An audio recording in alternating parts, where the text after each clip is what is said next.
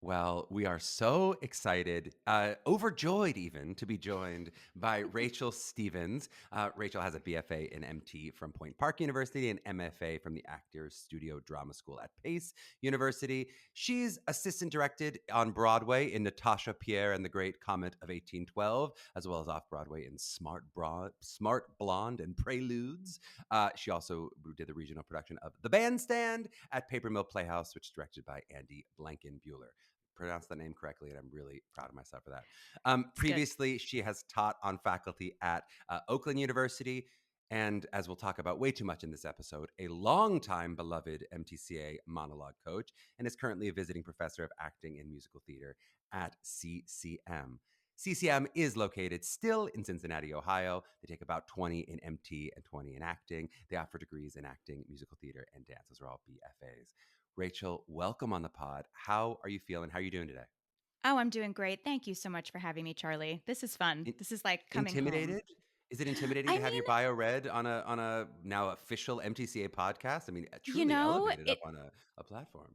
truly. No, it is a little intimidating. I was thinking about it before we got on today and I was like, "Oh, I feel so confident standing in front of a class or in front of a rehearsal room." And Yeah. it's like, "Oh, this is just me." Now I know how the It's students feel. it's Yeah. just you, but It's good. it's just you and the abyss. It's like this is That's recorded right. forever into the like weird, they're like all these different countries are gonna hear you. People that you're like, I'm never You're gonna meet really this putting person. me at ease, Charlie. Very different. Truly. Yeah, it's good. I mean, we're talking about thousands and thousands of people, Rachel. Just be Thousands real. of people. Yes. Thousands. No, I'm Okay. thrilled.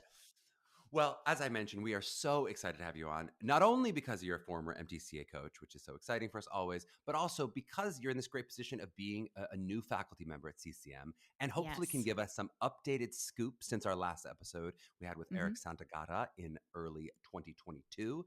And, I will tell you, Rachel, I'm going to give you a little compliment here and put you more at Yes, ease than please. I did with freaking you out. I ran into a few CCM alumni who were on their spring break. I was at a showing of Illinois, Oh, and I mentioned, hey, yes. Rachel's an MTCA, a former coach, and they all said that you're everybody's favorite. Now, I'm not Oh, going to out those students, no. but that's an honest to God truth. They said, Rachel, she's everybody's favorite. I was like, well, there you Ah, go. There you go. I mean, that's a huge compliment. That's I know. wonderful. Well, a random five people all gave you, that's a strong poll, I think, if anything. I that is a But that's a pretty strong pull. Yeah. let's get into it. Let's get into some of the episode. And, just like many of other kind of Act 2 2.0 episodes, I do really Mhm. want to think of this as a continuation of the conversation that we had with Eric. So, that would be true of a lot of schools where, a lot of institutional things may be the same with a different leader. But I think maybe especially helpful in this case in tracking the journey of CCM in its evolution from Aubrey's many years of leadership to the Mhm. transition to Eric and some of the new directional ideas he talked about to where CCM is now with Vince and some new faculty. So I want to get into all those specifics, but just to say for our listeners, I'm not going to do the full deep dive with all of the details, all the logistical everything. Some of the academic information that's really going to be the same from 2 years ago. So, like with some of these more subjective questions, we are going to repeat them and to give you a chance to sort of speak toward your experience of them. But please do listen back to the episode if you're interested in CCM and you want to get all the full details. You can maybe listen to that first and then hear this as kind of an act two to all of it. Okay, my PSA is over. Let's get into the good stuff. Before I start Wonderful. grilling you about CCM, is there anything else you'd want the listeners to know about your bio and kind of your journey to CCM? Other than the things that we talked about, is there anything else you'd want to kind of throw in there about you? Oh gosh. Sure. That's a great snapshot. I would say post grad school, a lot of my work, yes, in New York regionally, but also in new play development. It's something I'm super passionate about. Hmm. And something that I've actually brought to CCM in partnership with Vincent DeGeorge, who is the head of musical theater, who is also quite passionate about this and brought me into the fold in that work. Uh-huh. So that's something that, I've been doing quite a bit of and really enjoying. What about your personal journey from, BFA in musical theater? Oh, We sort of yeah. assume we're thinking as a performer, right? I would assume that at 22, you're thinking, I'm going to get out and perform. Hmm. What about your personal journey that sort of led to more directing? How did that transition happen for you? Oh, absolutely. So I went to Point Park University, which, as you said, which is a conservatory, just like CCM. Hmm. And at the time, um, there weren't as many as there are. There's such a robust program there now to be a multi hyphenate within a conservatory structure, which is Hmm. also the way that we are functioning at CCM, which I'm excited to get into. Hmm. But when I was a musical theater major there, I learned pretty quickly on that I was interested in a multifaceted vision of what was going on stage. Yes, I was Mm-hmm. curious about my journey as the character. Yes, I was curious about the storytelling as an individual, but I really thought about all the moving parts. I had the opportunity to direct in high school. My Uh-huh. brother founded a class at our high school. He's also a playwright, director, actor, and Former MTCA coach. I mean, come former on, let's just say MTCA it if we're going to drop coach, it. Yeah. father Mm-hmm. of three, um, Uh-huh. and um, and he had founded this class. So I had the opportunity to direct a couple of shows in high school. I think the first show I ever directed was Little Shop of Horrors, and I made the plant into like about mob mentality with scarves, Mm. Mm. something funky and Mm-hmm. explorative like that. Mm-hmm. And so Genius. when Yeah. I genius, right? And so then I got to college, and I was so fascinated by what it meant to be behind the table, especially as a femme human behind the table. Mm-hmm. Mm-hmm. There was a time, not particularly at my institution, but where I was seeing in my peers, what I was seeing in the industry, specifically with femme individuals feeling that they needed to function a certain way, look a certain Uh-huh. way, behave a certain way. And I found it a responsibility from other mentors that I had as professors to be like, oh, I get to be a culture builder as well as a Uh-huh. director if I go behind the table. And so Uh-huh. anytime I wasn't cast, I was assistant directing. Uh-huh. I directed main stage productions at Point Park. And then when I went to Showcase, I was very fortunate. I got to go to LA and New York with Showcase. And I ended up getting an apprenticeship in education Mm-hmm. in Bethesda, Maryland. And I chose that. Something in my soul told me that I wasn't ready yet to commit fully to a life as a performer. I knew I didn't want to Uh-huh. let that go, but there was something I needed to continue to explore. And from there, it started to snowball. I was acting, I was directing, I was devising, and then eventually decided to get my graduate degree in directing Yep. because I wanted to really focus in on that discipline. And being a musical theater major actually gave me the tools I really needed to be an actor's director, Yes. to think Yep. rhythmically, to think about, composition, to think about musicality. It just led me in the right direction. And I knew I wanted to go to grad school because I knew I wanted to be in higher ed eventually too. Yep. So all of it just kind of was building blocks in my journey. No, thank you for taking us on that journey. And I wanted to highlight that, especially for our listeners who do listen to all the episodes. I believe in the order, this will either be right before or right after our Eric Tucker episode. We talked about Eric Tucker, who's the head of Bedlam Theater Company. And he talked about his journey toward directing, where he still acts in all the shows. And he got an MFA Yeah, in acting. Didn't necessarily know quite as early, hey, I want to be a director. And I just want to highlight that in terms of that's not the only path toward directing. That sometimes people do know a little early on and exploring that multi-hyphenate a right. little earlier in their life and career. So thank you for taking us down that path. Let's get into CCM a little. Let's Yes, start off please. with kind of your year in review, first impressions of kind of a CCM snapshot. So obviously in Hmm. your capacity with MTCA, having taught at different universities, you've got a sense of these different programs.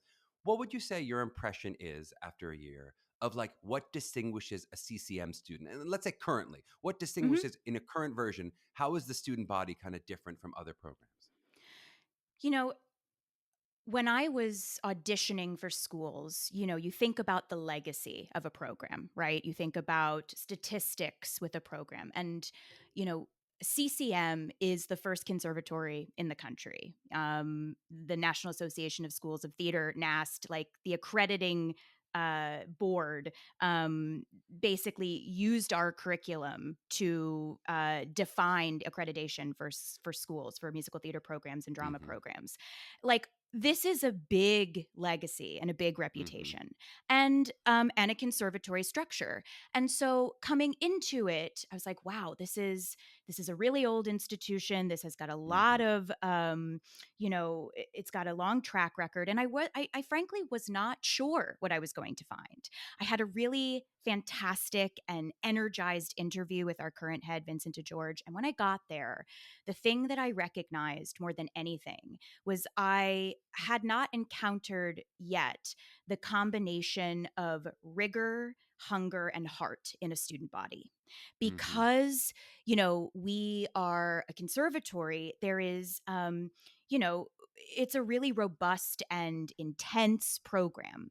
But I think the current standing is that our students are so they're just rich with love and adoration and compassion for one another. They're as hungry for the work as they are kind to each other. Hmm. And I think, in such a rigorous program with such a reputation and such a legacy, you might expect it not to be this way. Hmm. There might have been in days of the past, and just in conservatories in general, a thought of, oh, it's, sort of Yeah. trade. There might be some cutthroat going on. And I think where there's competition, it's in within oneself to better their artistry, their instrument, not with each other. They are so deeply kind and thoughtful and just really game to play. And so I think Hmm. what sets what I've experienced at CCM is, yes, the technique has always been strong. Yes, the curriculum has always been strong. Yes, we're on a national stage. But I think the big difference that I'm seeing, that was such an incredible surprise and something that's made me fall in love with the school, is that the faculty are excited and energized about progression and about rebuilding, and our students are hungry for a multi hyphenate experience within a conservatory structure. And that's Yep. really special. Well, I'm excited to get into some of the specifics. It sounds like I like rigor, hunger, and heart. Is that on a banner somewhere? That's really I No, like that. that just kind of That's came up. that's very good. But it sounds like maybe what you're speaking toward in the large scale, and we'll dive into some of what this might mean. If the rigor and hunger had already existed, it seems like maybe we're turning up the heart muscle a little bit I more. Some of the think so. transitions from 10 years ago or 20 years ago or whatever of what Yes, yes. CCM might have been known for. And I Yeah, think that's also nationally too. I mean, that's just, without a students doubt. require a different kind of nurturing at this point, and we have to keep up with their needs.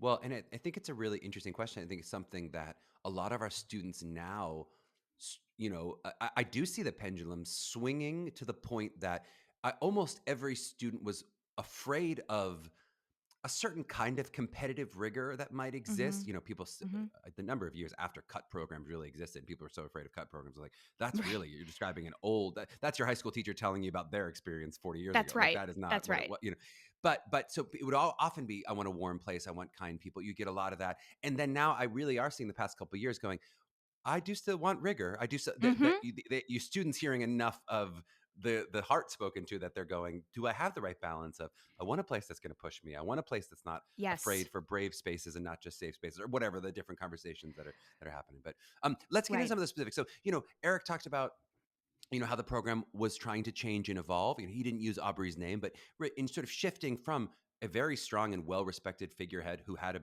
big personality, I think really Mhm. imprinted himself on the school. Mhm. Where do you see some of that evolution of change happening, continuing? Are there different directions of that change from 2022 to now under Vince? What are you sort of seeing in terms of what is different about that continued vision? Well, I think, and I have only met Brie a handful of times. I think the foundation that he established in terms of rigor and recognizing the scaffold that one needs in technique to rise to Hmm. the occasion for the industry is still at the core of what we do, right? Hmm. And what I mean by that is, we say this triple threat, which we're thinking about rebranding in terms of Yep. like, who are we threatening, is the joke I make sometimes. Yep. But I think what we mean by that is that every discipline is held with care and is a priority. And Yep. so I think where that foundation is, from Aubrey in this original leadership, is that we are really training our students, to, yes, you're going to have the Betsy Wolves and you're going to have the Shoshana Beans of the world, and now like the Noah Ricketts and Great Gatsby. Like, you're going to have those folks that are all over Broadway and television and film and who are doing the work. And you're also going, and because the disciplines are held with such care in every facet, you're also going to have folks all over Swing Nation who have a sustainable career. So Uh-huh. that piece of the technique and the really clear and nuanced curriculum has not changed. I Hmm. think what has changed is the culture surrounding how we hold our disciplines. And so what I mean by that is, uh, Vincent was talking to me about our recent showcase, the senior showcase, and how the students were sharing with him that they not only feel confident in what they do, but who they are and their point of view stepping into the industry. Mm-hmm. Mm-hmm. And, I think what you pointed out earlier is that, yes, the pendulum has swung a little bit where it's like, okay, so I wanted to, be in a supported space. Now, technically, we can't make it a supported space. Only you can know if it's supported, but we can try, right? We can Mm-hmm. hold space for you to create a space where you feel supported and therefore brave. But I think what is really grown at CCM is twofold, which is we still hold that rigor and that challenge, but with love, warmth, and care for your positionality, for your point of view, for your growth mindset, and the artist you want to become so that you can succeed in the industry as it stands and push the needle for the future. That's Mm-hmm. individualized attention that is meeting you where you are. That's why we have dance levels where no one is sort of, judged on where they are in their technique. It's Uh-huh. okay, you're here. We use functional voice training, which is about anatomy. Everybody is different. It's not a one size fits all. There's no typing out. There's no casting based on a quota, right? We're Mm-hmm. looking for humans who we want to nurture and partner with. We don't profess, we partner. And I Mm-hmm. think that's different. And I would also say the other piece of it is in terms of what the students want at CCM, we are really opening up our curriculum. For example, the student productions that exist now, we have an incredible organization called Mosaic, which is student driven projects. I had the opportunity to actually partner with a student who is writing a musical, and I did a workshop with him at the end of the Mm-hmm. school year. And now we're developing a page to stage program where in your senior year, we're bringing in playwrights in new works development and helping our students recognize what a stage reading is, where you can develop a character from the ground up. There's also incredible work done by an organization called Kaleidoscope, which is our students of the global majority, our BIPOC students, our Jewish students, and our poem students. And they do a cabaret and other events all over the school. We have an outreach program. Like, we are really listening, we are really partnering. And so it's kind of as though, yes, we're conservatory where it's trade and you're on a track and we want you to book the room, but we also want you to sustain your life as an artist and Mm-hmm. expand your vision. And we are now supporting both in a way we never have.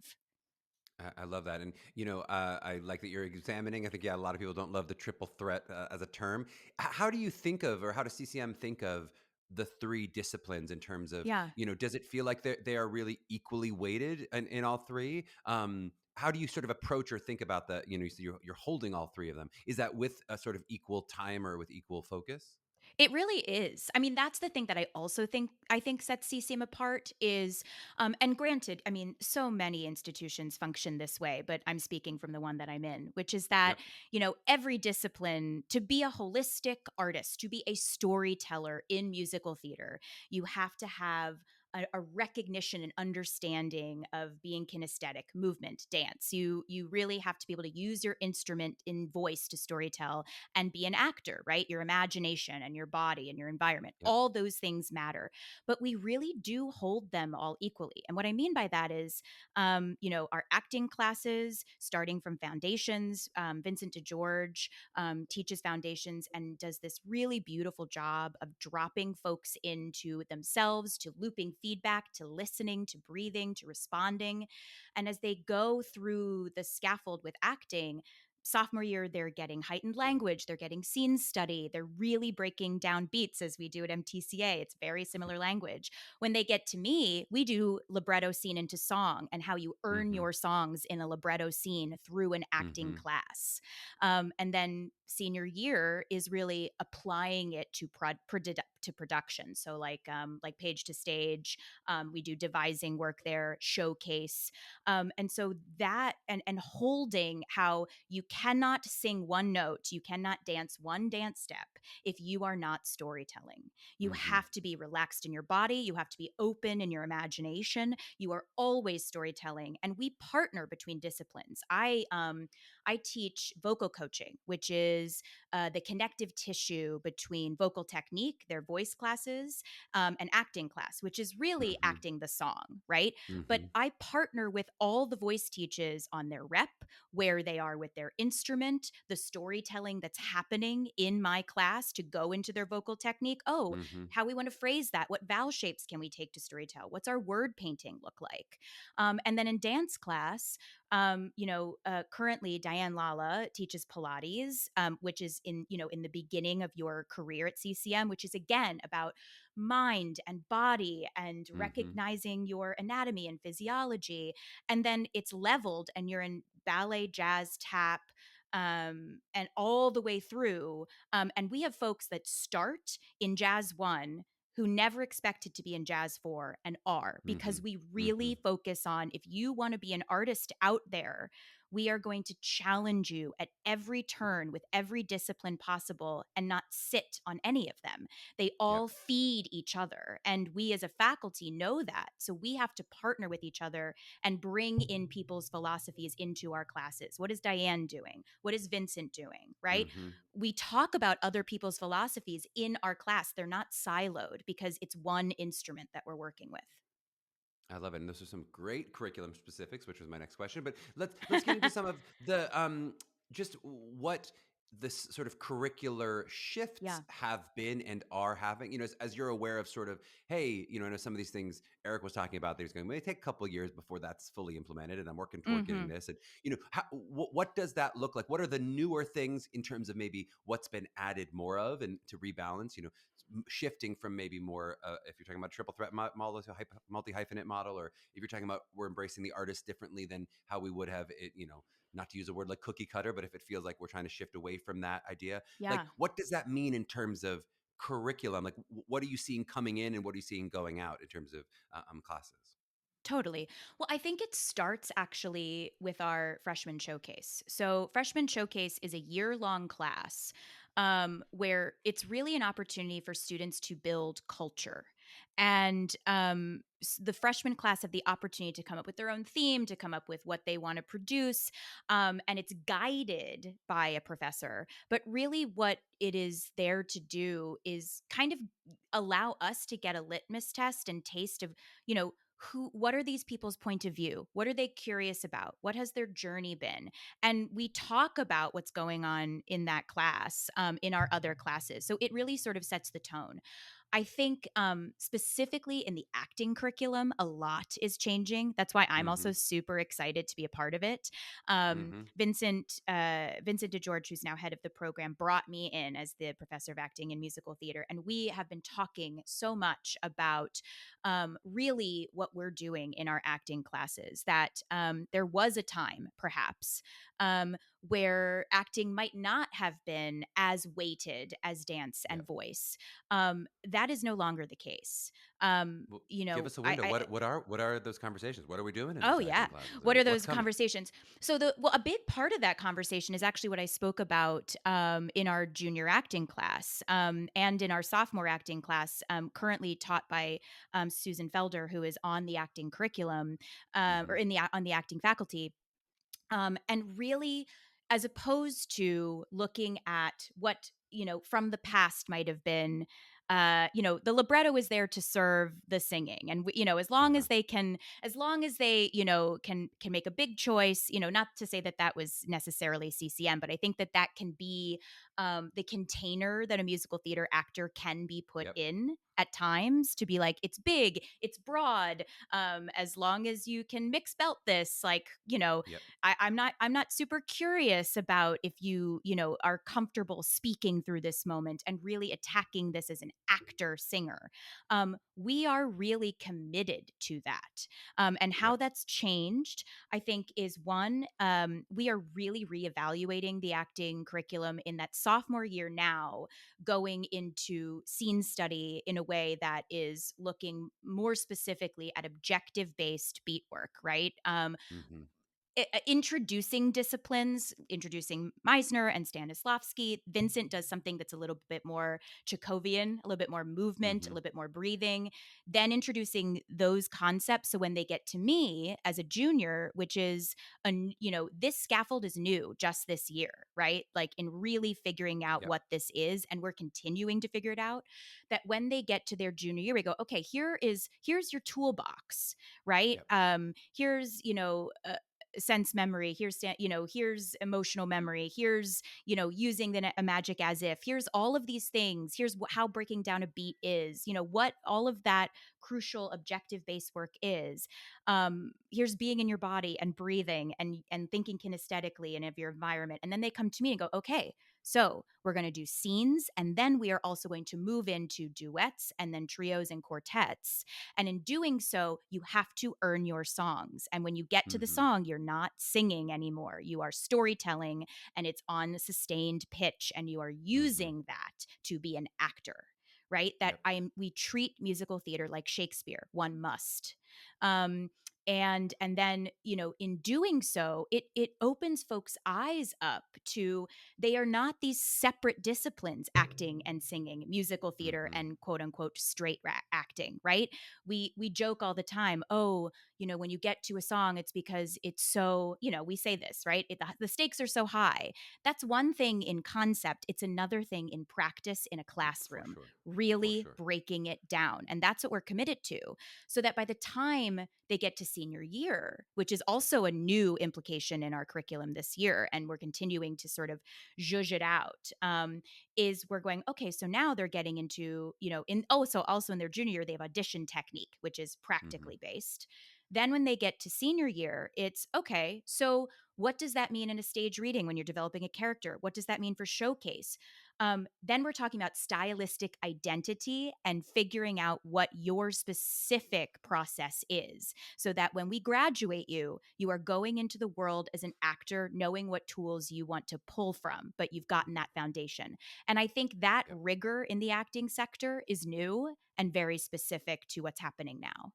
It's really cool. I mean, the same way maybe you're talking about upping that heart factor in really trying to find the equality in the three disciplines. You're speaking to, and to call a spade, the old an old idea of CCM might have been, of the elite conservatories, that wasn't the strongest of the acting schools. People would say, if you want to Hmm. be really well trained and super technically strong, CCM is great, but you want to be an actor, go to Carnegie Mellon or whatever. That would people Sure, would say under their sure. breath or whatever, right?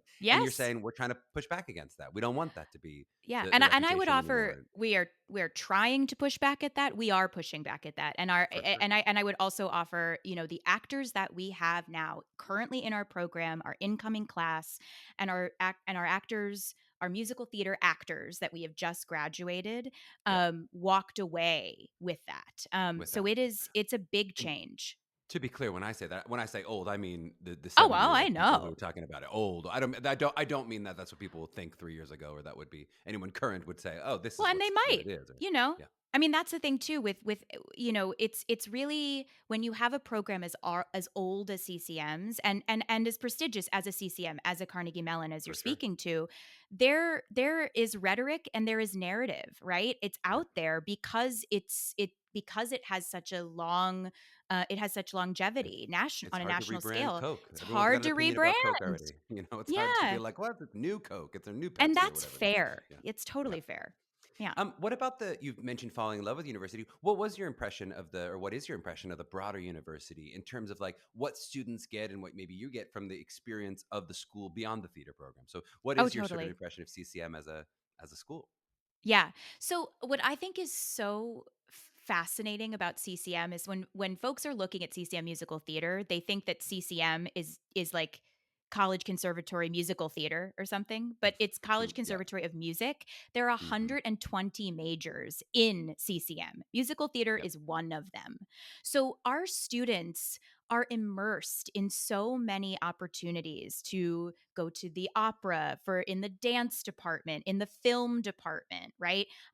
Theater arts management. We have students who just graduated with business minors, right? So there's so much going on. I One of my favorite things about going to work is I park at a garage.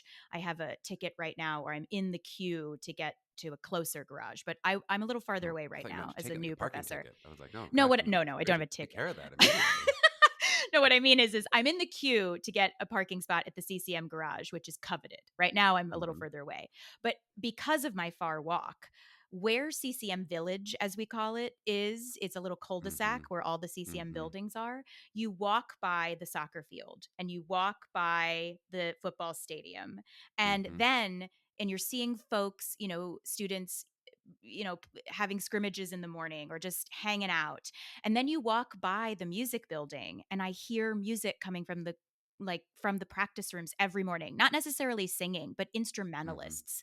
And mhm, it is so vibrant. And then mhm, one of my favorite spaces at CCM actually is DVAC, which is one of our big dance studios where we do like our big musicals and a lot of our dance classes, overlooks the football stadium. mhm, So when you come in, it really, and our students really enjoy all of these things. And mhm. it's, I went to Point Park, which is downtown. And so it was very much a city school that I didn't really Yep. get immersed in college culture so much. We were Uh-huh. sort of isolated from that. And I chose that. I don't feel that way at UC. Like, I Yep. feel like I'm on a college campus. And I think the students that go there really love that feeling. Mhm. Totally makes sense. All right, you're gonna have to keep us up to date on the ticket queue and see what. Maybe we'll have to Apparently, sometimes record it another can take episode when you get the. years. No, Years. you're gonna make it. I believe in you, I Rich. I hope think you're gonna so. get that I hope spot. so. Let's talk about the audition tour where I was had the pleasure of running into you. Um, Yes. we're gonna talk about some audition advice stuff a little bit more after the break, but I just kind of want to hear like what was your experience doing this first audition tour? What kind of students did you see? What kind of students do you feel like you ultimately attracted to attend CCM? Because now, Mm, most of these final decisions are in, though I know it's been a little bit of a prolongated process this yes. time. Prolongated, probably prolonged, elongated or Prolongate? prolonged. I think it's Prolongated fine. feels like an amalgam of a word, but we'll live Yeah, with it. sure. Leave it in. Yeah. But so, who did you see? Tell me what that experience was in your first year doing it. Well, Charlie, I I had been to the New York Unifieds, but I had never been to Chicago.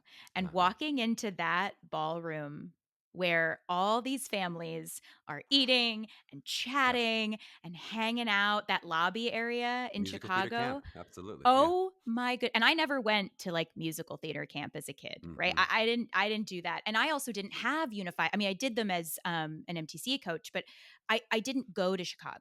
And I had gone to Atlanta, a smaller Unified last year with Oakland. So this was my first time in Chicago. Mm-hmm. And um I was astounded, just like at the energy in that space. I think to Mm-hmm. myself, if I were a student now, I'm like, would I have handled it as well as these students are handling this? Yep. Like, it is so, I mean, I was like an introvert that got on stage and felt I could come alive. I was not Mm-hmm. necessarily a very social in audition moments. And so watching how these students were interacting joyfully, also networking with each other, hanging Uh huh. out, all the parents. I mean, I was floored, and it was a ton of fun. I think what was really important to us in Chicago. I was there with a fellow professor, Chaz Wilcott, and we really wanted to establish a room that Mm-hmm. represented CCM. So Mm-hmm. in the dance warm up, it was super joyful and fun and silly. We did a meditation. We did sort of like a vision exercise to like focus on your why. We tried to really showcase like how playful and silly we are, but also when we get Mm-hmm. down to business, we know what we're doing and we really, partner with you. And I think the majority of students that I saw really just came in so confident and grounded, and excited to tell their stories. They showed up prepared. It was really such a joy. I think the students that we really gravitated to were the ones who were clear and confident, but not necessarily so polished that we couldn't Uh see huh. who they were through their work. Uh huh. That was really valuable to us, especially asking questions was a big part of it. Yes, it's the material choice. No, I think we were also super attracted to students who are malleable. We love to give adjustments if we have time, Hmm. and just be like, "Hey, try this on." And seeing students who would get excited about those shifts and try something new, Uh-huh. students who were rehearsed but not choreographed in their Uh-huh. work. And also, every in our incoming freshman class, there's an array of students in terms of some folks have had training for years and years and years. Some folks are Yep. raw talent who just come in with such an energy and an excitability. But what we look for in those audition rooms are confident, clear, grounded, playful, curious, Hmm. but not like over rehearsed, right? I don't Yep. want you to play at something. I want you to play with something. And you can see Yep. that. And when you talk about interview questions, and you mentioned adjustments that you'll throw things at them. When you say the questions, do you mean the questions that you ask and how they answer them, or do you mean the questions that they bring into the room? I think both. Mm. Sometimes, I learned very early at Unifieds, it's so crunched that Yep. sometimes them having questions, I would try to do that in our beginning seminar moment. I Yep. had my learning curve on how to run that room, and I think I Yep. learned a lot. But we would ask at least one question, right? Just to hear students talk about themselves and Yep. how they answer. And, you know, and often, more often than not, yes, it's really important to know that a student has done their research on the school that they're coming in for. But I'm super curious about, what really in their heart of hearts attracts them to us, and then to Hmm. expand on that. And also, just anecdotally, I would ask them just silly things like, oh, it says you do this impression, or you have four sisters, or, you like to play music. Like, I want to know who these people are that, because Hmm. they're auditioning us as well as we're auditioning them, and I wanna know if we wanna spend 4 years together. Yep. So, that's a big part of it. So well said. And I think it's one of the ways I think CCM is smarter. You were smart to sort of shift into recognizing how much of this has become the pitch from you as well as the audition from them at the unified Yeah, level. I think that's one of the ways. It's 20 years ago, everyone wanted to go to these schools for the bigger name schools. They felt like, you know what, I'll pitch you later. I'll let's audition you now and then I'll pitch you later. It's now some students that go, I'm not going to give CCM a chance if I didn't have a good experience in the room. I'm that's going to go to the right. school that had a great experience with me. I mean, That's yeah, right. it's shifted a lot. Every interaction you have with a student matters. And Hmm. and I think because of the way that the culture is at CCM, that I've just really fallen in love with in terms of our heart and compassion and want for individuals, we also have a responsibility to show who we are. We have a For sure. we can't be automatons in an audition room who are strict and severe. That's not who we are. That's not how we Right. operate. But we Yep. can be playful and disciplined at the same time, right? You can Yep. do both. And it changes the power dynamic in a positive way to me. This is a two-way date. We're both I have to say yes, but you That's have to say yes right. too. I mean, it's That's not right. me sitting back behind a curtain saying good, bad, bad, good. No. And I don't Yeah. think most schools No. operate that way at all anymore. But I No. will say, Totally agree. I really, and I had such great experiences meeting other new colleagues and seeing Mhm. students come in and out of rooms. I mean, we're all in this together. Any school a student chooses is going to be the right school for them. And every program in the country wants to do something wonderful for their students. It's just where they Yep. want to go. And so I think it's a school like CCM that might have had that reputation, we do have a responsibility to share who we are in a Yep. different way. Totally. Well, and how do you, as you lean toward that ultimate yes, right? You landed up with some yeses and some wait lists and some people who were no's, right? These are already people Mhm. who've passed the pre-screens, so they've already someone you're interested in potentially. Yeah. But how are you thinking about that combination of raw talent of this person Mhm. is so good, raw or refined talent, I guess just the level of skill that you're seeing versus that conversation of God, that's an interesting point of view, or I really like that person. How do you kind of put those factors into the kitty before you end up with your final yes or your final wait list or your final no? Yeah. I mean, this is my first year with CCM, so it's different with every school. But, what I was really excited about when we were sitting around and talking about these individuals, so first there's the logistics, which is we'd really love to have, a certain number of of basses, of tenors, of Mm-hmm. mezzos, of sops. Like we really want to make sure that we have a balanced, as much as we can, Mm-hmm. a balanced cohort when we're thinking about shows we're going to be doing, when we're thinking about voice types and kinds of actors that we want to nurture and have in a room together to learn from one another, right? Mm-hmm. You don't necessarily want an entire cohort of folks who are, necessarily like mezzo mix belters or whatever, right? Like, Yep. yes, like you Sure. could, but they're not necessarily going to feed from each other as well as a diverse vocal community, right? Yep. So that's a big logistic thing that we look at. In terms of talent, I mean, the thing is it really comes down to when we're putting a class together, at least this class and talking about our current classes. um we're looking at, yes, do they have talent, whether it's raw or whether it's refined, but like, is this group of people going to balance one another? Like, is Mm. this group of people going to really feel like, oh, I can see this as a unit, whether they're best friends or not. I mean, in a conservatory, they're in acting together, they're in vocal coaching. I mean, they're Yep. in all of their core classes and they move as a unit. We can't predict the future, but we're looking for, is this person like curious? Did we see that they were generous? Do they seem kind? Are they hungry to work, right? And having a sort of a balance of impressions, that's one Mm-hmm. piece of it, the sort of positionality piece of it, the point of Mm-hmm. view piece of it. And then when it comes to I guess talent, I don't want to say level because it's not about level. It's just about perspective and where your instrument is right now in process. Mm-hmm. Um I think that balance really comes down to when we have a gut impulse when we're excited about someone and the tapestry just kind of builds around it, right? Like it just Mm-hmm. sort of builds. And then you go, Mm-hmm. "Oh, well, there's a couple of people here who, have had a little less training." But it's also our responsibility to support and nurture students who, one, may not have had that training, or two, have not had the resources to have that training, but they have a spark, they have a Yep. curiosity, and they're excited about our partnership. Like, we want people to come here that are excited about us too. So Yep. it's a very, nuanced conversation.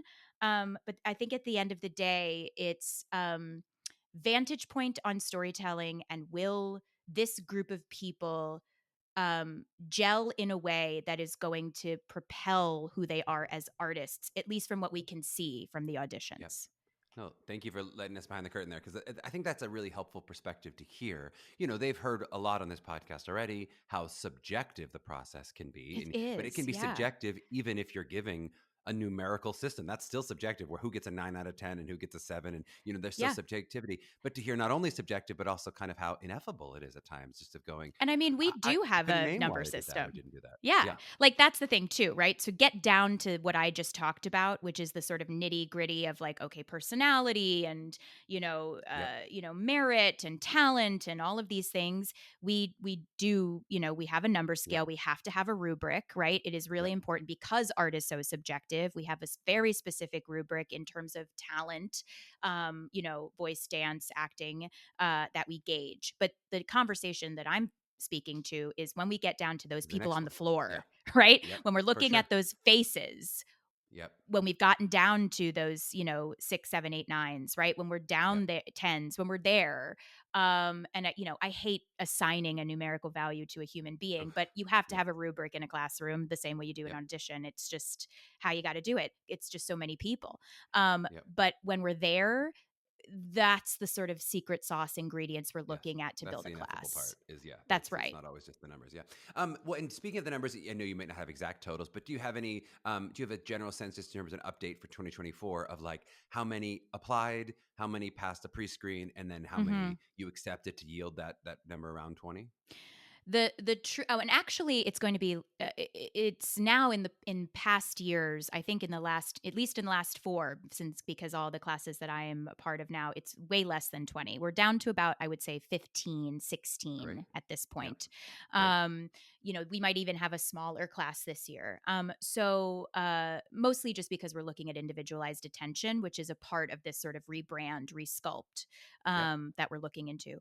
But uh Oh my gosh, repeat the question. I was just Was thinking just about about, yeah, that. what was the numbers of coming in? Like, Oh, how yes, many yes, yes, applied, how many yes. pre-screens? And it could be approximate if you don't know exact numbers, but Yeah, approximately. And here's the thing, Charlie, I did know the actual number at one point, but once that time passes yeah, yeah, and you yeah. see all of those faces and all of that Yep, material, I'm like, oh gosh, it goes yep. out of my brain. I think we saw, I think, please, I'm saying don't quote me on it. I'm on a podcast. Um, I won't uh, quote you. You're quoting yourself. Yeah. I think, gosh, I knew this number at one point. I think we saw, I want to say like 1,200, maybe 1,300 people. And then we That's narrowed applications with videos, so pre-screen application videos. with Yeah, videos yeah, total. yep. Then we narrowed it down for pre screens to about, I want to say 350. Mhm. And then, and then we had auditions, and now we're narrowing it down to about 15. Yep. Yep. And but now 15 is the initial yes, or 15 is what you're getting to? Do you Uh, accept more than you'll ultimately We yield? accept more than 15. Yeah. Yes. So Yeah. we accept I think we accepted in our initial acceptances, I think we accepted 20, I want to say 23, 22, Yep. maybe. I mean, But and we I know. yeah. But then typically we'll get down to a class of 15. Yeah. Yep. No, that makes total sense, and I think just helpful to hear how different schools do it, and with wait lists and all that other thing. Some of those numbers can also shift of what is an acceptance versus what is a wait list, and but to hear 1,200 to 350, that seems like not that abnormal of a about 25%, maybe 28% if I'm doing my Mhm. mental math right, and then but then all the way down to 23 yeses is Right. I mean, that's that's that's hard.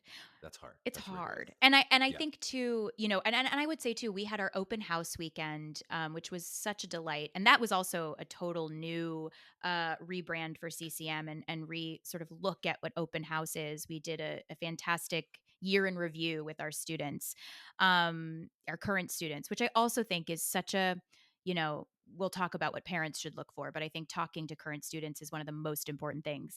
Yep. But we don't really differentiate between our quote unquote accepted and waitlist. Like Right. when they're at open house weekend, when we're talking to them about financial packet, when we're talking to them about the school itself, they're accepted, right? Yes. We're excited about them. And so, at open house weekend, I was coaching with waitlisted students because as Yep. far as I'm concerned, a And they did the work to majority book of it. them, yeah, Yeah. they booked the room. They're They're good here, enough to get right? in. Yeah, that's right. Yeah. So that was very exciting too. All the, I and love it. this, yeah, it's cool. All right, we got to take a break because we're getting perilously close to audition advice, which I want to ask about on the second half. So we'll get a little bit more Okay. into some audition advice right Yeah, after yeah. the break. Okay, we're back with the ineffable Rachel Stevens. Here she is. And I just want to expand that conversation that we're already having just outward a little bit because, you have really been on all sides of the table from Mhm. being a professional director, a college audition coach, and now professionally being behind the college audition table in different Yes. capacities. So I just want to get into some different kind of do's and don'ts from this process perspective. I'm going to Mhm. start you off with a hard question, but I know no one's better prepared for it. Uh, what do you see this process as from a holistic perspective? Like if I'm a student who's just like brand new to looking at schools, maybe I'm a new MTCA junior, or maybe I'm not coaching with anyone, but I'm a new junior, really just beginning my process here still. What should I be thinking about as I approach this from sort of a large scale perspective? Oh wow, that is a tough I mean, there's so many things. So Are we many answers. talking specifically as an MTCA student or just an No, auditioner at and many large? of our listeners are not yet Yeah. MTCA students, but they're Not not, but choose not yet. to be MTCA students, right? So I'm just saying, from someone, even if whether you have expert help or whether however you're doing, if you're doing it on your own, but just if you're thinking about what this process is of like Mhm. to hear about that, what's happening in Chicago and what's happening, what am I doing as I apply and audition for these schools? How do you see, having seen the whole process through a number of times, how do you see Right. the process from the outside? Oh, goodness. I think holistically what this process is, I mean, if you can really take a step back, I think a lot of students when they walk into a room or when they're making their initial lists, we talk about, 14 to 18, it's such a big list of schools and safety Hmm. schools and whatever, reach school, all these things, when we get into the nitty-gritty of it. Um, that's really overwhelming to think of where a place that's going to choose me. I think if you can take a step back and go, what this process is an opportunity through my audition skill technique and how I'm putting my packaging together and how I'm researching to learn the kind of space I want to be a part of. Mm-hmm. That Mm-hmm. actually it's not just about what schools will accept me, but if you can really start from the beginning of the journey going, I have an opportunity to learn a little bit more about myself in this process. This actually gives me an opportunity to work on my technique and my storytelling in process. This is not just about the product. If you can Mm-hmm. really think about it as a true process, it actually can be quite exciting from point A to point B.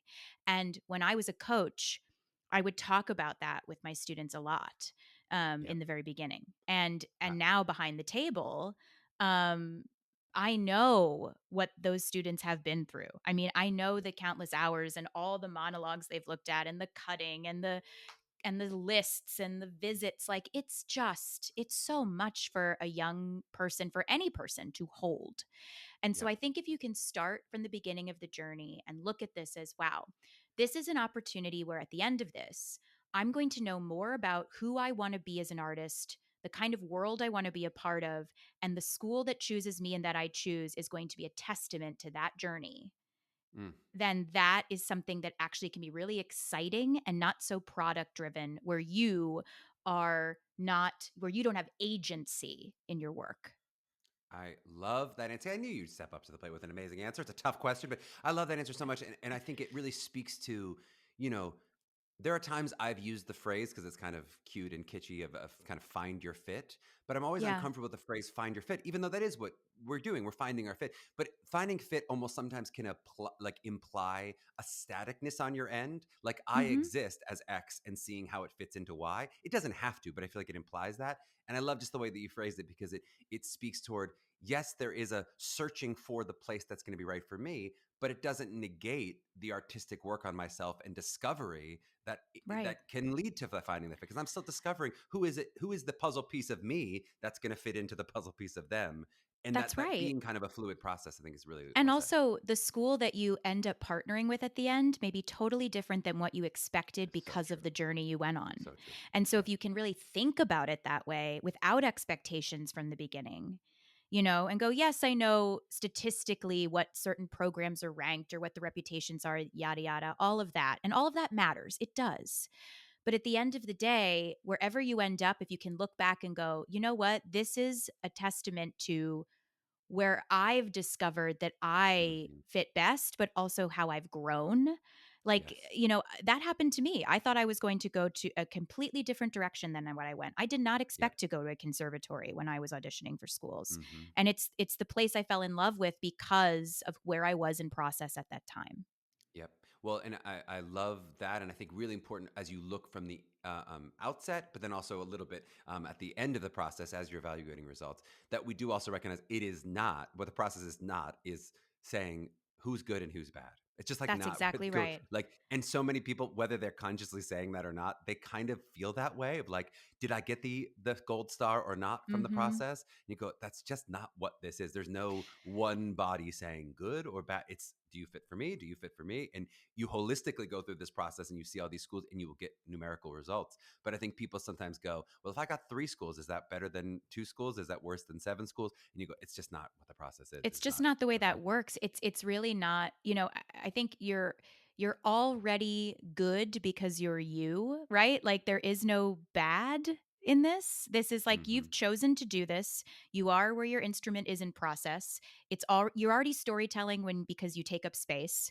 And so it's just finding what space you want to occupy. That's it. Yep. Yep, I love it. What do you feel like? You mentioned sort of years, and it wasn't many years of working for us. I didn't pull the in data in before, but it was many years.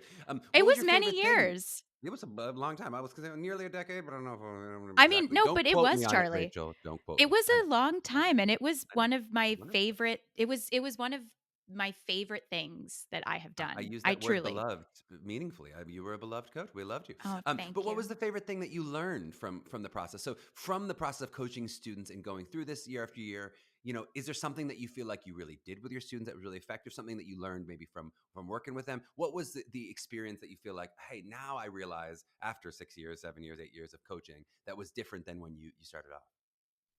Um The answer that comes to mind, this may not be this may not be the question, but the answer that comes to mind, and then I can circle back to the question more eloquently, is what I've learned now, um, sitting behind the table that I didn't Mm-hmm. really think about as a I didn't not that I didn't think about, but I Mm-hmm. don't think as a coach, I was so at the time focused, yes, on the audition, but more on like the whole, especially with the monologue. Um, I wasn't really focusing on like the drop in moment where, like, within 15 seconds, I go, ooh, that person's dropped in and I can see their Uh-huh. storytelling. Uh-huh. And now behind the table, I go, not that I hate the phrase, like, I already know in 15 seconds, but I'm Right. already locked in or I'm not. And Right. I don't think I had that purview as Uh-huh. strongly as I do now when I was a coach, because I was thinking about arc. I was thinking about, Uh-huh. but now that I watch all the pre-screens I do, it's like I've got to get hooked fast. That Yeah. doesn't mean scream at me. That doesn't mean, Yes. it doesn't mean like, any of that, but in terms of the world building, Yes. I have Attend learned to those beginnings.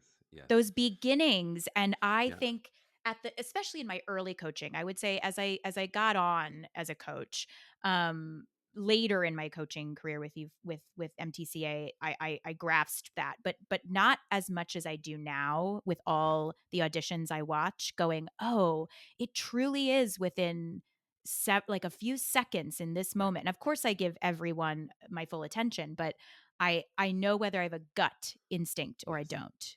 It feels very rare. Yeah. It's like the thin slicing. It's like you thin slice and you go, okay, I have an opinion. And it's not impossible that you go, oh my God, my opinion really changed a minute later. Yeah. But Yeah. normally it doesn't. It's a pretty good barometer of going, I have the opinion I have, and it normally sticks. So that first Right. impression of what did I see in their first 5, 10 seconds? People say 15 seconds. I'm like, sometimes it's not even 15. Oh, Sometimes sometimes it's it's 5. they take a And I breath, they think say a couple words, and they go, that's my opinion. Yep. honestly, sometimes it's just how they drop in. Like, Uh-huh. sometimes just watching someone drop into a moment before and Yep. like and transform before they even speak, I'm Yep. hooked. It Yep. it really, that one moment, especially, be like the way they breathe, like, it really Yep. does It's do so true. something for you. And I think that is something that I didn't necessarily have as clear a vantage point Yep. until I was where I am.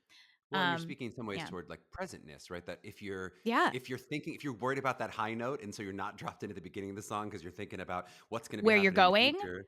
Yeah, and it almost doesn't matter what happens in the high note because I'm not you've really lost me interested before I in get that there. high note then. I'm Yeah, like, what's happening it's here? And I think the so true. thing that I've brought with me from MTCA that I loved so much, when we were initially trained as coaches, was an inventory of questions to ask our students to help them Uh-huh.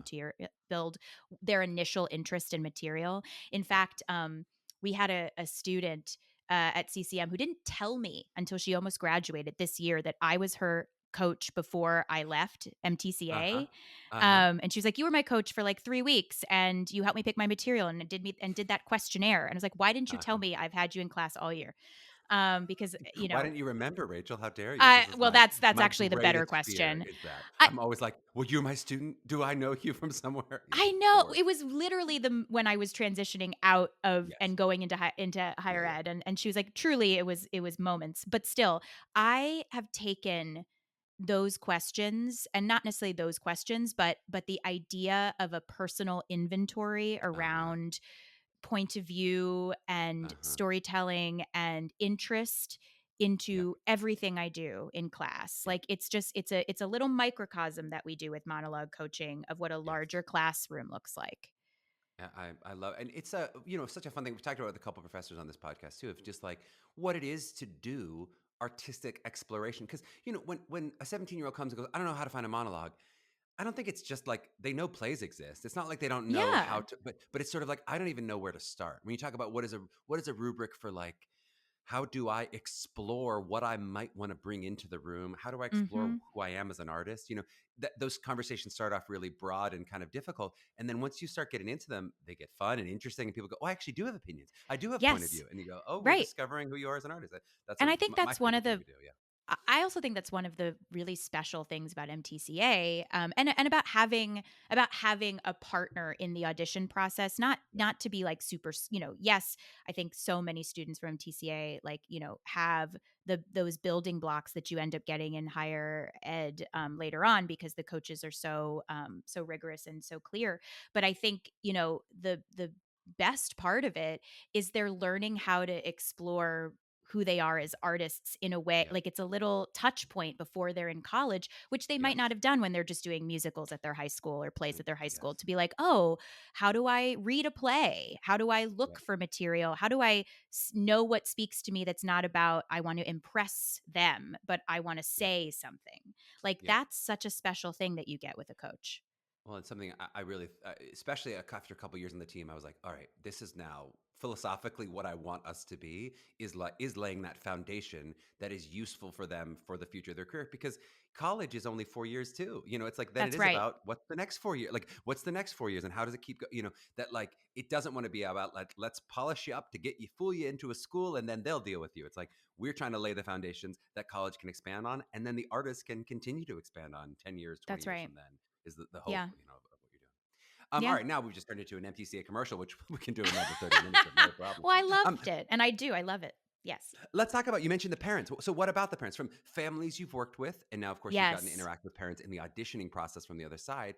You know, what do you see when you talk about kind of parent advice as Mhm. effective teamwork? What really works in a kind of supportive family environment versus is there Mhm. anything that you've sort of witnessed and you go, this feels unhelpful? Where would you kind of advise the parents as they're working with their students?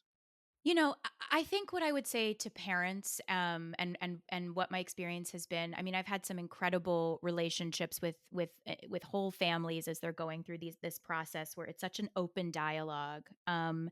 And then I've also had experiences where parents are like, if I'm paying this much money for an education in musical theater, they're going to go to ABC school that I know is on the map, because what Yeah. I know from what I've learned online, or their reputation.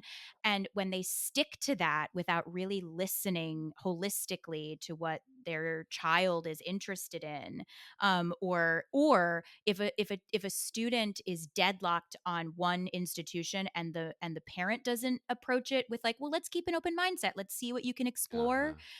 it really does not set you up for success. Because I think, Hmm. even, we were talking about reputation and legacy with CCM. I mean, there's a lot of schools out there, that have that legacy, that reputation. Oh, they have this many folks on Broadway. Oh, this, oh, that. Hmm. And some parents will look at that and go, well, that's what I see on paper. That's what I see. That's statistically what this is. I know that is the school. That's Hmm. where we've got to aim our sights, right? And I don't, yes, that's a part of it, but I think you've got to really, what I would say to parents is, beyond what you see in a brochure, what you see online, what you even see on other stages in terms of alumni, experiencing the individual faculty that are working right Hmm. now, and the students Hmm. who are there right now, is what Hmm. matters. Because Hmm. a school you can say whatever you want on a brochure. You can talk about values. You can read a curriculum, and you can even see it in its reputation with how folks are represented in the industry. But what really, really matters is when you're there, when you're visiting, to not just ask what's happening in acting classes and extracurriculars and where they're going to live, but look at how the students are interacting with one another. Look at how the faculty are talking to the students. Look at what the community is, because for the most part, every program is going to offer something fantastic and special and unique. What really sets one school apart from another for a student is the culture that they're stepping into to internalize the technique they're going to get. And Yes. that, I think, is something that we've really got to hold on to. And it's great. I love that. I mean, it's great to have experience of alumni. And, you say Ted Danson went to Carnegie Mellon. You're like, Ted Danson went to a very different school than Yes, what you it's would be attending. I different. mean, that's a lot. But that's even true. I said Ted Danson, that could be true of Josh Gad or pick any people, someone you go, that's Right. not that long ago, but it's a lot of professors ago. It's all different professors than it was back then. So You it is a got to different look at school. the They really change community over. there now, Yeah. right? and Yes. and and what that means. And and I think for parents too, I mean, it is such a hard thing having like 18 schools on a list, Hmm. and so arduous. And I would also offer, to parents, for the most part, the students that are seeking coaching and going out for all these schools are already hard enough on themselves as it is, Hmm. that Hmm. They've got the to rigor. really, they've got the rigor Yeah. to partner with them on, as much multifaceted sort of, like not a fixed mindset about where they're going to go, who they are, or how they can take Yeah. care of themselves in their process, to be their cheerleader and to really Mhm. listen is the biggest job, I think. Mhm. I love it. All right, here's your one chance to Oh coach gosh. the coaches, Rachel. You did a Uh, little bit of it already, but I love it. So this is your one chance that I will accept feedback as an MTCA coach, but really also not speaking about MTCA specifically necessarily.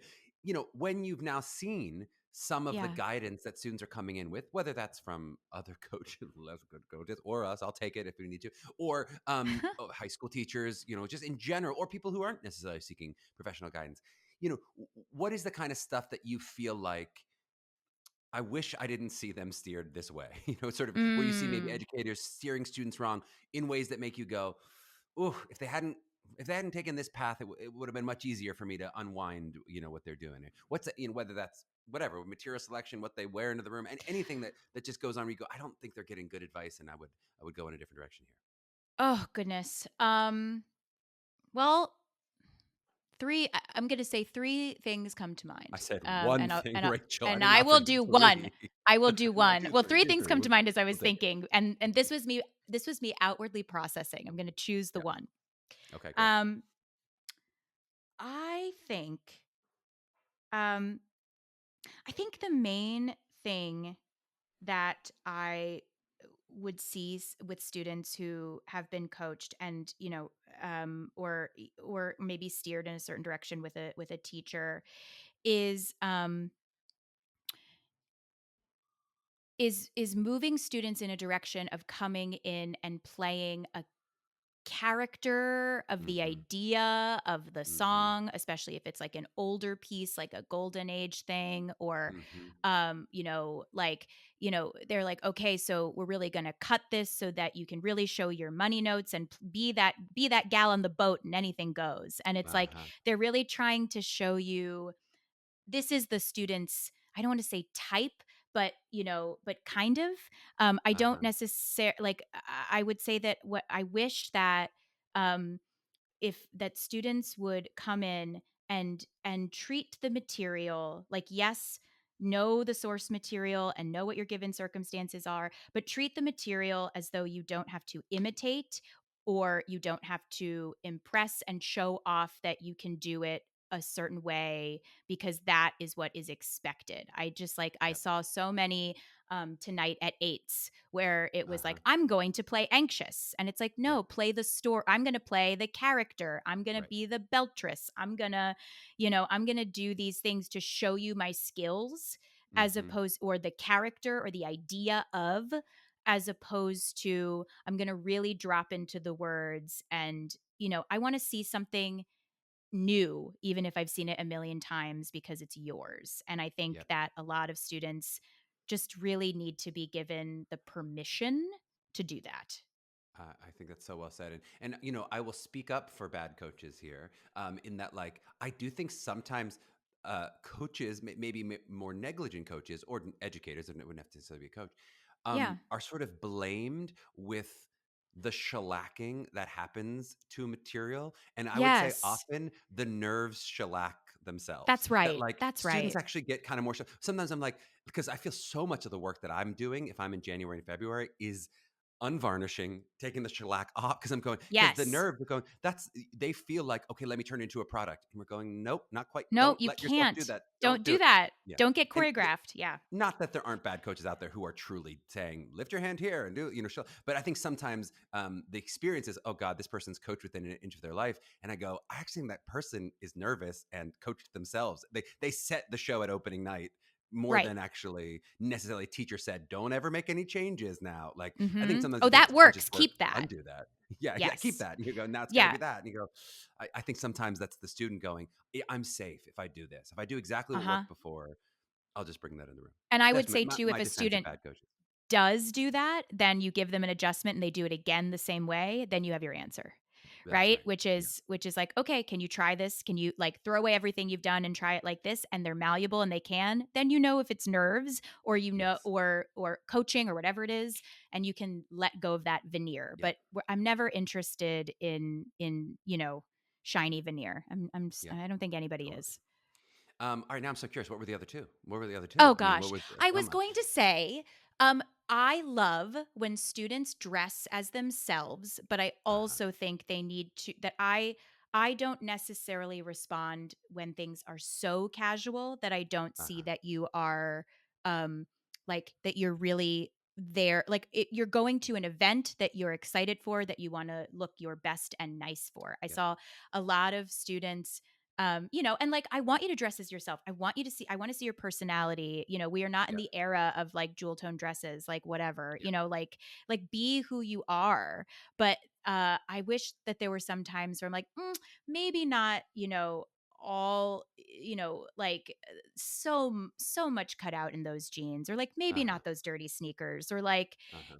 just something that's like I'm here to work as me on a really good day Yep. is just valuable because it does make an impression about your care. Yep. And so that is something that I would say: be yourself, but on a day where you want to show up as your best self. I love that. Right. That's a great one. What about number three? Now we're two for two. Number number three, I think, would be: please do not act with me. Uh-huh. Meaning like look at. I don't love when I don't really like I love some that. folks be like, oh, I was coached to do that. Yep. I don't see that as much, but I did see that a, a lot, this year at Unifieds, where folks would like look at the coach at a certain moment, or act with Uh-huh. me through a monologue, and in Uh-huh. doing that, because it's really helpful when you're coaching to use a person to give and take and respond, Yep. but then I feel like I have to act with you and I can't Yep. watch you, and that's really hard. Fantastic advice. I'm glad we did all three. Okay, let's take a short break and then we only have a couple more questions. We're going to wrap up back in a Okay, flash with Rachel. sounds great. We are back with Rachel Stevens, and we're going to end with just a little philosophy. Oh, We've been talking about some of the sort of like year by year granular changes of CCM and some of the things you've been learning, but just kind of from your experience teaching a few different places, from your professional experience, where do you kind of think on a broader scale theater education is going? We've talked a little bit about this and some of the mhm. ways that things are changing, but how's it going to be different 20 years from now than it is today? Oh my goodness, Charlie. Could be 10 years if 20 is too far, but like Like 20 from years this from now, broad I don't scale know. shifts, like how is it, how Yeah. do you feel it changing? Because it is, I mean, you talk about new Oh, professors it's at CCM, changing. new professors Mhm. everywhere. I mean, really, we're seeing Mhm. post COVID especially, there's Yeah. an upsurge and a swell and a different tone that seems like it's coming into the colleges. How do you sort of see that affecting it 10 years down the line? Yeah. Well, you know, I don't necessarily know 10 years down the line, but you know, I what I'm seeing, you spoke to this earlier about the sort of pendulum swing where Hmm. there, right after COVID, I think, students and the whole world, right? But students, especially going into a discipline that is about embodied empathy, really sensitive to the idea of taking risks, being brave, and actually like that sometimes it doesn't feel good when you're in a character's shoes. Like it doesn't. Hmm. It's that you can be safe and supported in the space that you're in, if even if the character is experiencing something risky, right? Hmm. That is not your own, right? That you can Hmm. use your imagination in a way that you transform, and it's okay actually to live in those shoes, and kind of our honored responsibility to do so. And I think that not everybody decides to be an actor because it's really hard, right? Hmm. To step into someone else's shoes, especially someone you may not like or identify with, and find a reason to, what you can tap into, that you can play honestly without judgment. And Hmm. there was a time right after COVID, I think, and still kind of a little bit now, where students, as you said, were sensitive and continue to be sensitive around those ideas. And Hmm. I think what we've learned from that is that in times past, we have not been conscious about taking an aesthetic distance with our teaching. Like, okay, we're going to really go into your memories and jog these Hmm. things and Hmm. use self, and Hmm. using techniques that are not particularly acting, but they're not safe.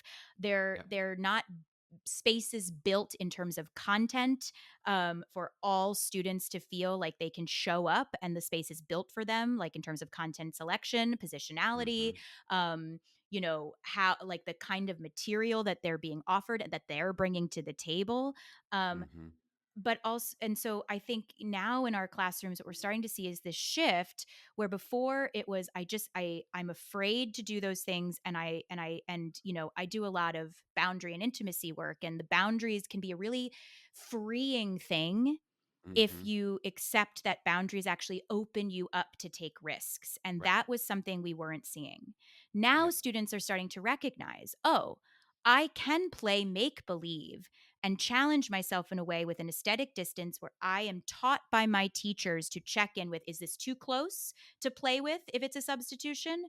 Is Mhm. this is this totally imaginary thing going to take me somewhere I don't want to go? How do I de-roll and stop? Right? Like, what are Mhm. those techniques around building what we can try to make a supported space for a brave space? And so that sort of challenge and excitement to try that rigor we were talking about, to like get in there and be in the muck of it all, is coming back to us. I think as we evolve and as we grow, um, I think the ability for educators and for students to have a mutual trust that we all have best intent, that we are going to support, but we are also, but our job is to like get into the nitty gritty of the Mhm. human condition, and that we are partnering, not professing, that we are like, it's a looping effect in terms of Mhm. education. I just have more, I've had a longer battery. Like I've had more mileage in my car than you do. Uh-huh. That doesn't mean that I know more than you do in certain moments, but sometimes it does. And Yep. so I think as we're moving forward in education, it's less about this is how the business is, kid, and strap up Uh-huh. your boots and go. And it's a partnership where they can trust authority, they can trust who we are, without a hierarchy that makes it a not safe space to really partner, Mm. and that we're very conscious around content, reconstruction of content without throwing or canceling, and letting ourselves examine where we were. We only know what we know until we know more, and that we can revisit pieces and be progressive at the same time. In doing so, that actually is progressivism. And so we Yep. can partner more on that. And I think that is instrumental to creating artists for the future. That is such a good answer, and I think very well articulated, and kind of an exciting, um, optimistic version of an answer I've heard different people say both off and on mic in terms of the ways that it's the kids today and things like how they've changed, and some people talk about it very positively, some people more negatively, but just hearing that as that's a very positive and I think cogent description of how we keep shifting as a culture, and sort of the roles that professors may shift and how the culture may change. It's really exciting. Yeah. I'd love to kind of hear about what do you think, for yourself, Yeah. sort of what do you think today's teenagers could learn from your 18-year-old self? Or let's maybe imagine yourself as a teenager now. Like, what do you see, like, what were the positives and negatives of the two different sides of it? So where do you see, like, we go, hey, actually for me in conservatory, where it was like this was really helpful, this was clear, I didn't have to deal with things like that, Mhm. and then vice versa, where do you think, hey man, it would have been really helpful for me having some more modern ideas, or having some of the ideas of today, if you're going to school today? So where do you see the advantage of 18-year-old Rachel and, let's say, 30-year-old Rachel? Oh, thank you for being Come so on, the kind. camera looks great. Thank you. 30-year-old, sure. So, well, I mean, I look back on my 18-year-old self and I can see myself so much in the students that I teach now in terms Hmm. of their need to get it right now, that Uh-huh. urgency. And I think the way that we are operating in education in musical theater now is knowing and recognizing that, yes, in our industry, youth is a commodity. You got to book the room if you want to do those big flashy things right away. But to sustain a career in musical theater is about having a holistic understanding of your humanness. And that happens in college. Yep. And if an 18-year-old Rachel was deeply anxious, wanted to be perfect, really had a hard time with criticism, mostly because I just wanted to get it right and I Mm-hmm. wanted to have it now.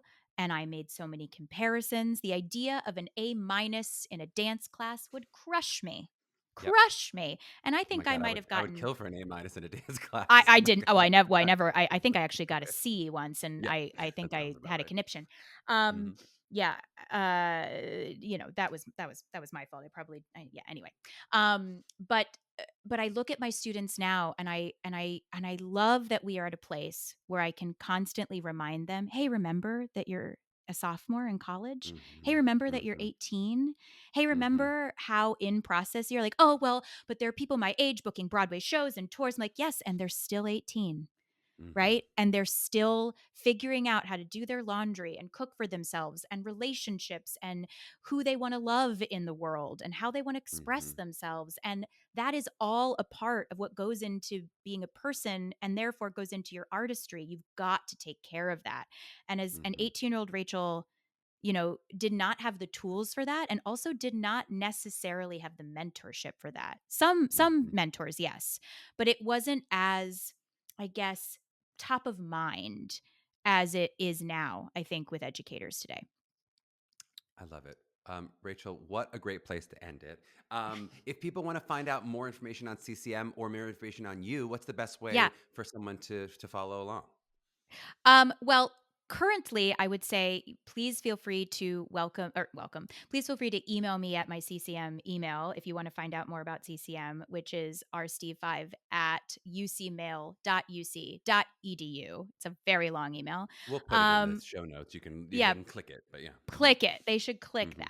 that. If you want to find out more about CCM, please, you can go to the CCM website. Also, click on musical theater as your discipline. There's so much information there that is growing and evolving. And that's real. And then, if you want to find about me, my my website's on pause right now as I'm rebranding and rebuilding it, but it will be back. You keep talking Uh, websites. Can we get some? Can I get a TikTok? I mean, what the heck, I Rachel? Come don't on, have a get TikTok. us on the gram. Get us Charlie, on the. I My am an God, catch oh, up. you can see. Oh, yeah, you want to follow me on Instagram? Sure. It's No, at they don't want to Rachel follow M you on Stevens Instagram. 13. Follow me on Instagram. It's a private account, but you can ask. Cut this. Cut this all from the pod, Megan. We're not going to give her followers. Not if she had to beg for them. Rachel, this I'm was so so bad fun. with social media. I'm You really sorry. are. You really. I Well, I tell you am an what did old you learn from the kids? I'm The an old superlative. millennial, okay? Yeah. I try. All right. But I'm while we're at sorry. it, follow me at Charmer7. Yeah. Anyway, thanks, Rachel. This was so fun. I really, really appreciate the chance to get to chat. Thank you.